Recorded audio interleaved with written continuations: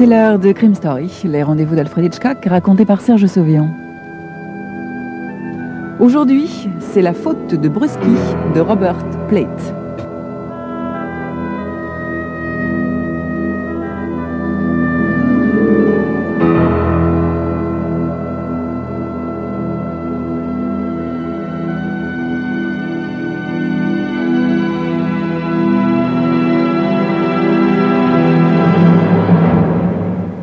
Toutes les nuits, dans son cauchemar, Vincent revoit l'horrible scène. Ça commence toujours par un petit carré noir qui se forme sur le plafond de la chambre, comme un écran de télévision. Et puis, cet écran grandit. Il grandit de plus en plus. Bientôt, il recouvre tout le plafond. Et là, Vincent revoit sa vie. Une fois de plus, il se voit entrer dans le garage de M. Farrell et se diriger vers le petit bureau où il se rend une fois par mois pour mettre de l'ordre dans les livres de comptes de M. Farrell. À cette heure tardive, le garage est désert, exception faite du nouveau mécanicien, Ray Brusky. Brusky est énervé ce soir-là, il ne tient pas en place. Vincent le voit donner des coups de pied dans les pneus et proférer des jurons. Il tient à la main une fiole de whisky presque vide. « Tiens, tu veux boire un coup, mon vieux ?» dit-il en tendant la bouteille à Vincent qui refuse et se réfugie peureusement dans le bureau. Brusky éclate de rire. Après avoir refermé soigneusement la porte derrière lui, Vincent jette un regard furtif à travers la petite vitre. Le mécanicien, Brusky, boit la dernière goutte de la bouteille, et puis Vincent le voit la jeter violemment contre le mur de béton, ce qui le fait rire de nouveau. Vincent se dit qu'il devrait avertir M. Farrell, mais comme le téléphone se trouve en dehors du bureau, il renonce, car il n'a pas envie de téléphoner sous les yeux de Brusky. Vu l'état dans lequel se trouve le mécano, il risque de l'agresser. Vincent se dit qu'on a toujours intérêt à ne pas se mêler des affaires des autres. Comme ça, on évite bien des ennuis. Vincent est expert en l'art d'éviter les ennuis. Tenez, prenez les femmes, par exemple. Les femmes. Vincent a quitté le lycée depuis 16 ans. Eh bien, il n'est jamais sorti avec une fille. Bien sûr, la question le travail, comme tout un chacun. Mais à chaque fois qu'il pense à une femme, il sent son estomac se nouer désagréablement. Alors, il plisse son front dégarni et il caresse son menton fuyant, songeant à son inexpérience sur les choses de l'amour, à son manque de savoir-faire et à son angoisse devant les femmes. Vincent préfère les chiffres et lui procure un réel plaisir, les chiffres, il le rassure. Vincent aime additionner, soustraire. Alors il s'y remet, ce qui lui permet d'oublier Brusky jusqu'à ce qu'il entende des cris. Des cris de femmes, aigus, pleins de rage et de peur. Puis ce sont des bruits de bagarre qui lui parviennent. Vincent pose son crayon et va jusqu'à la porte. Là, il voit Brusky qui essaie de prendre dans ses bras une jeune femme qui se débat. Elle est blonde, mince, apparemment belle. Il semble qu'elle soit entrée au garage dans une décapotable rouge. Cependant, maintenant, les portes du garage sont fermées. Vincent réalise qu'il n'y a que lui pour venir au secours de la jeune femme. Et ça lui donne la nausée. Brusky est complètement saoul. Il a dû oublier la présence de Vincent. Il se croit seul dans le garage, à peine éclairé. Vincent hésite à intervenir. Brusky a vraiment l'air dangereux, ivre de colère et d'alcool. Il a tout de l'animal sauvage. La femme a presque réussi à se dégager, mais alors qu'elle fait un mouvement pour s'enfuir, Brusky agrippe sa robe qui lui déchire d'un coup sec. La peau blanche de la femme blonde apparaît alors comme une tache de pureté dans toute cette saleté qui envahit le garage. On dirait une fleur, se dit Vincent. On dirait un lys. Cette peau blanche comme du lait, blanche comme de la neige, comme de l'ivoire, vivante, tellement vivante. Vincent voit les yeux de la femme étinceler alors qu'elle grive Brusky au visage. Celui-ci se met à jurer, puis, dans un éclat de rire, il colle sa bouche contre la sienne. Elle le mord. Brusky se rejette en arrière et la fait tomber à terre d'un coup de poing en plein visage. Vincent est là. Le souffle court, la gorge sèche. Puis, prenant son courage à deux mains, il fait un pas en direction du téléphone, mais Brusky le voit et s'avance vers Vincent, menaçant. Vincent bat en retraite vers le bureau. Brusky le pousse violemment à l'intérieur du bureau. Vincent tombe à terre. Dans le désordre des papiers jonchant le sol, Vincent entend la clé tourner dans la serrure. Il reste un moment, immobile, là, sur le sol, savourant la pensée qu'enfermé dans ce bureau, il est en sécurité. Mais, un instant plus tard, il réalise qu'il n'a aucune possibilité de sauver la malheureuse. Comment pourrait-il enfoncer la porte? Elle est bien trop épaisse et, d'autre part, la fenêtre du bureau est bien trop petite pour qu'il puisse passer à travers. La seule chance pour cette femme, c'est l'arrivée de M. Farrell, avec qui Vincent a rendez-vous, puisqu'ils doivent regarder ensemble les livres de comptes. Si seulement M. Farrell pouvait être en avance.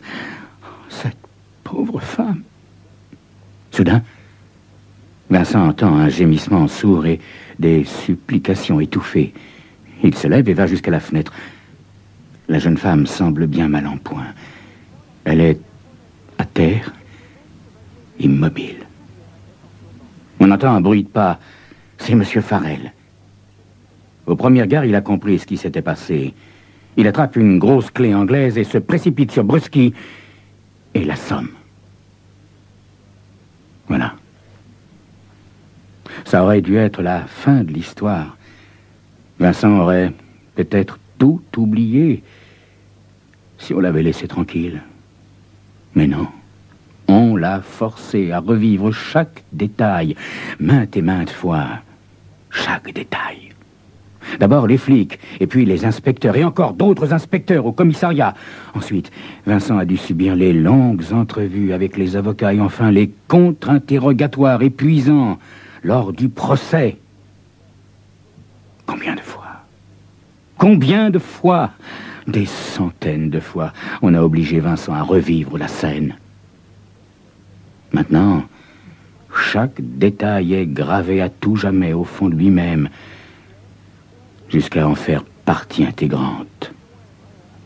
Maintenant, le souvenir de l'agression domine toute la vie de Vincent, toute sa vie. Et toutes ces nuits, en effet, toutes ces nuits, il revoit cette horrible chose. Mais ce matin-là, Vincent se réveille plus calme, avec un nouvel espoir. En effet, ce matin, Ray Brusky a été passé sur la chaise électrique. Néanmoins, épuisé par l'insomnie, Vincent se lève et s'habille tout en espérant que la mort de Brusky lui apporte enfin la paix. Il se rend au restaurant où il prend habituellement son petit déjeuner. Sam, le vieux garçon, lui apporte ses toasts et son café noir en lui disant « Vous avez vu comment il est fini, votre Brusky ?» Vincent hoche la tête affirmativement sans faire aucun commentaire, mais Sam, ce vieux bandit, Sam se penche sur le comptoir et lui dit d'une manière confidentielle « Maintenant que tout est fini, vous pouvez me le dire, monsieur Vincent, qu'est-ce qui s'est vraiment passé, hein ?» Vincent observe en silence la surface sombre du café fumant, essayant de ne voir que ça, et rien d'autre. Excusez-moi, monsieur Vincent, simple curiosité, comme on dit. J'ai lu les journaux tous les jours pour savoir ce qui s'est passé vraiment, mais bien sûr, il ne pouvait pas tout raconter au niveau des détails, n'est-ce pas? Le visage de vieux Sam a la même expression d'avidité bestiale que celui de Brusky commettant son crime. Détournant les yeux, Vincent rencontre son image dans la glace, derrière le comptoir. Il a les yeux cernés, le visage crispé. Mon Dieu, mais quand cessera cette fatigue permanente? Pendant combien de temps encore les gens l'obligeront-ils à revivre cette scène? Vincent repousse sa tasse de café, renversant la moitié sur le comptoir, puis il se lève brutalement sous le regard effaré du vieux Sam. « Mais qu'est-ce qui vous prend, monsieur Vincent ?» dit le vieux, voyant Vincent se précipiter vers la porte. « Je vous demandais juste de... Bon, savoir, quoi. J'ai rien dit d'incorrect, hein? On dit que c'était un obsédé, c'est vrai? Monsieur Vincent ?» Vincent sort sans un mot et se dirige vers le métro. Pour éviter les détails de l'exécution de Brusky qui fait toutes les unes des quotidiens, Vincent achète un hebdomadaire et il essaie de se plonger dans un article sur la pêche à la ligne. Mais impossible de se concentrer. Le regard de Vincent se promène sur les passants, puis sur une jolie fille d'environ 17-18 ans assise en face de lui, qui découvre largement ses cuisses sans s'en apercevoir. Vincent essaie de détourner son regard, fixant son attention sur les panneaux publicitaires ou sur l'article du magazine, mais son regard revient toujours sur les cuisses blanches de la jeune fille. Et dans sa tête, une seule question le hante. Que ferait Brusky dans un cas semblable?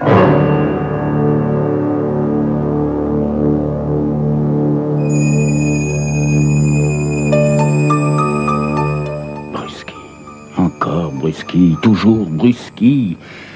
Vincent est obsédé par Brusky. Où le mènera cette obsession?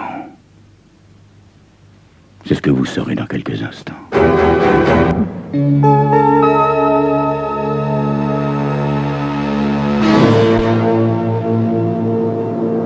Mais peut-être que cette obsession va cesser dès aujourd'hui, car ce matin, on a passé Brusky sur la chaise électrique. Mais il a beau faire, Vincent. Il n'arrive pas à oublier Brusky ni la scène dans le garage. À tel point qu'à chaque fois qu'il croise une jeune fille, il la voit soudain sous les traits de la victime de Brusky qui se tordait et se débattait dans le garage. Le métro s'arrête à une station. Quelqu'un ouvre la porte. Un courant d'air brusque pénètre dans le compartiment et soulève les jupes de la jeune fille plus haut que jamais. Là, elle s'en aperçoit et tire sa jupe sur ses genoux. En levant les yeux, elle aperçoit que Vincent la regarde. Elle le fixe. Et devant son regard innocent, Vincent se lève rouge comme une pivoine et sort du wagon comme un voleur, juste au moment où les portes sont en train de se refermer. Vincent reste sur le quai et regarde le train disparaître dans le tunnel. Qu'est-ce qui m'arrive? Seigneur Dieu, qu'est-ce qui m'arrive? J'ai jamais été comme ça. Il faut que j'oublie cette histoire. Brusky, c'est fini, c'est fini. Seigneur Dieu, aidez-moi. Vincent prend le métro suivant et arrive à son bureau une demi-heure plus tard. D'habitude, une fois que Vincent est plongé dans ses chiffres et dans sa comptabilité, rien n'existe plus. Mais aujourd'hui, Vincent ne trouve aucune échappatoire dans les colonnes des livres de compte, aucune consolation dans les registres et dans la machine à calculer. Au bout d'une petite heure, Vincent s'aperçoit que pour la première fois depuis qu'il fait ce métier, il fait des fautes. L'image de la fille dans le métro brouille les chiffres. Il se surprend en train de rêver qu'il fait des propositions à la jeune fille, et ça le choque. Vincent essaie de retrouver ses esprits, mais sur le coup de midi, il doit s'avouer vaincu. Tout ce qu'il a fait dans la matinée est entièrement à refaire, et puis sa chemise est trempée de sueur. Il a eu beaucoup trop d'émotions pour aujourd'hui, et il se dit qu'un peu d'exercice lui fera le plus grand bien. Il demande congé à M. Farrell pour l'après-midi et se rend au parc pour marcher. Il a besoin de marcher. Il traverse le zoo, longe le lac, l'humeur sombre. Il parcourt plusieurs kilomètres par des chemins tortueux jusqu'à ce qu'il sente ses pieds le brûler Vincent s'est bien arrêté une fois pour manger un hot dog, une glace, mais 2 filles sont venues s'asseoir à côté de lui sur le banc et leur pull moulant, leur jupe haute sur les cuisses l'ont tellement troublé qu'il s'est vite levé pour cacher sa gêne et il s'est remis à marcher. Il a marché des heures jusqu'à ce qu'il ne puisse plus faire un pas. Alors, il s'allonge sur un coin de la pelouse et là, au milieu d'épais buissons, il s'endort profondément. Quand il se réveille, le crépuscule fait place au jour. Son corps est engourdi et douloureux et son esprit plein de bribes, de rêves effrayants. Il s'assied, surpris par les battements accélérés de son cœur, par l'exaltation grandissante qui enflamme son corps tout entier. Je me sens l'âme d'un chasseur, pense Vincent, tapi dans l'ombre, en regardant autour de lui et en scrutant dans l'obscurité les ombres noires des buissons et puis plus loin les silhouettes qui passent. Vincent allume une cigarette. En faisant craquer l'allumette, il remarque une pierre qui brille à côté de lui.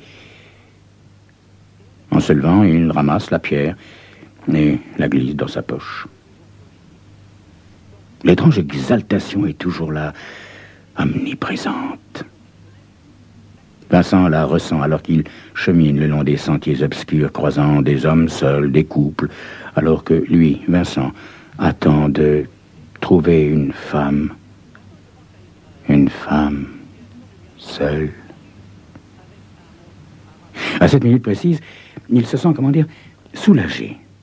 C'est ça, soulagé. C'est comme si pendant son sommeil, il avait pris une décision importante. Oui, c'est ça. Désormais, il ne sera plus jamais hanté par Brusky. Soudain, Vincent aperçoit ce qu'il cherche. Une jeune femme seule qui traverse le parc. Elle marche à petits pas rapides, perchée sur ses talons hauts qui martèlent le sol. Vincent se dit qu'elle a peut-être rendez-vous avec son fiancé de l'autre côté du parc. Mais Vincent n'hésite pas un instant. Il lui emboîte le pas, la rattrapant petit à petit. Il respire à fond, jouissant totalement de ce sentiment de détermination qui grandit en lui pour la première fois. Pour un peu, il aurait envie de rire. Il n'a jamais été dans un état pareil. Vous vous rendez compte? Lui qui n'a jamais osé embrasser une fille depuis l'époque lointaine où il était étudiant, eh bien, aujourd'hui, ou plus exactement maintenant, il va maîtriser une femme. Oui, c'est ça. Maîtriser. Il va égaler Brusky et même le surpasser. Après tout, Brusky avait manqué d'imagination. Tandis que lui, Vincent, il est sûr de lui. Sûr de son imagination. Les nuits blanches des dernières semaines n'ont fait que fortifier ses rêveries et ses fantasmes. Devant lui, la fille a une silhouette élancée, des jambes fines, une démarche souple, dansante. Vincent est tout de même légèrement inquiet lorsqu'il s'aperçoit qu'il arrive à l'autre extrémité du parc sans que l'occasion qu'il attendait se soit présentée. Soudain, il lui semble que cette femme, dont il n'a encore pas vu le visage, est ce qu'il désire le plus au monde. Et puis, tout à coup, l'occasion se présente. Le sentier descend brusquement dans une sorte de creux, entouré d'épais buissons, et, tandis que la fille disparaît dedans, Vincent s'aperçoit que l'endroit est complètement désert. Tirant machinalement la pierre de sa poche, il se précipite sur la fille et la saisit par le bras. Abasourdie, elle essaie de se libérer. Vincent la frappe à la tête, jusqu'à ce que la malheureuse s'effondre sur le sol. Du sang coule le long de sa tempe. Vincent s'agenouille près d'elle, enflammé, empoignant sa robe, éprouvant en même temps une jouissance à entendre le bruit de la soie et du nylon se déchirant sous ses doigts. Vincent a les mains qui tremblent. Il a le souffle court. Soudain, un bruit lui fait lever la tête. L'endroit n'est pas aussi désert qu'il le croyait, car à 3 mètres à peine, à moitié caché par un épais buisson, se tient un jeune homme au visage blême. Vraisemblablement, il a assisté à toute la scène, depuis le début. Il est pétrifié. Seuls ses yeux bougent, dilatés par la peur, jetant des regards perdus. Vincent se relève lentement et fait quelques pas dans sa direction. « Fiche le camp, mon gars! Oublie ce que t'as vu, va-t'en !» Le jeune homme regarde le corps blanc gisant dans l'herbe. Vincent lui lance en plein visage. « C'est pas ma faute! C'est la faute de Brusky !» Le jeune homme le regarde, toujours sous le choc. Il détourne avec effort ses yeux du corps de la jeune femme. Et brusquement, il est pris de panique. Tout en reculant, il se met à crier « Au secours! Au secours! Police !» Et il détale comme un lapin. Il dévale le sentier et se dirige vers le lac. « C'est la faute de Brusky. C'est la faute de Brusky. C'est vrai, quoi. » Après tout, Vincent n'a jamais embrassé une fille, ni été beaucoup préoccupé par le sexe. Il a fallu que ce démon de Brusky vienne tout gâcher. « Halte là !» Vincent se retourne et voit un policier à cheval débouchant du sentier qui charge sur lui, revolver au poing. Vincent ne bouge pas. Il est hypnotisé par le revolver du policier. Ce revolver qui étincelle sous la lune. Lorsque le policier lui passe les menottes, Vincent se contente de murmurer « C'est la faute de Brusky. » Ce sont les seuls mots qu'il prononcera jusqu'au procès. Ce sont les seuls mots qu'il a prononcés quelques mois plus tard, lorsqu'il passa sur la chaise électrique.